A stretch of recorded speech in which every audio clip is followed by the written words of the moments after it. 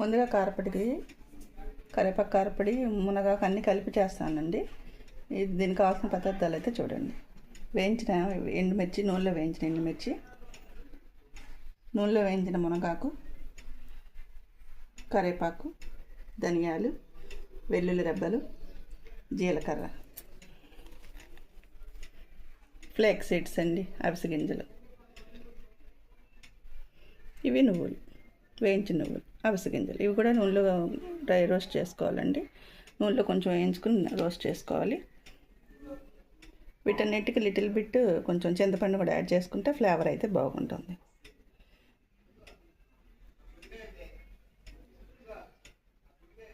ఇవన్నీ కలిపి మిక్సీలో గ్రైండ్ చేసి గ్లాస్ జార్లో స్టోర్ చేసుకుంటే చక్కగా రోజు ఒక ముద్దలో కలుపుకొని చక్కగా తినచ్చు. మొదటి ముద్ద మన కరుగుదలకి వాటికి బాగా పనిచేస్తుంది. మునగాకు ఉండడం వల్ల మన కాల్షియం, విటమిన్స్ అందుతాయి. ఇందులో ఏవి కూడా వ్యర్థ పదార్థాలు ఏవి లేవు, అన్నీ మనకు ఉపయోగపడేవి, అన్నీ మనకు దొరికేవి. ఇలా చేసి పెట్టుకుంటే ఒక ముద్ద కమ్మగా తినచ్చు.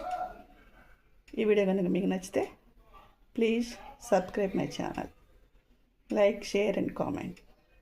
Thank you.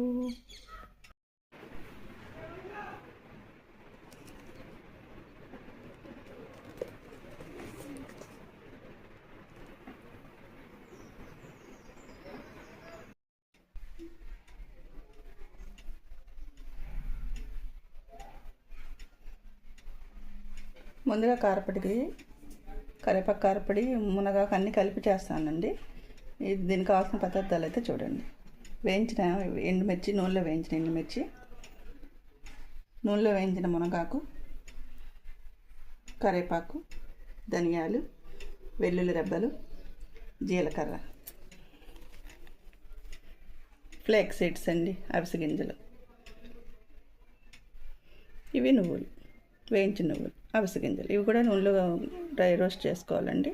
నూనెలో కొంచెం వేయించుకుని రోస్ట్ చేసుకోవాలి. వీటన్నిటికి లిటిల్ బిట్ కొంచెం చింతపండు కూడా యాడ్ చేసుకుంటే ఫ్లేవర్ అయితే బాగుంటుంది.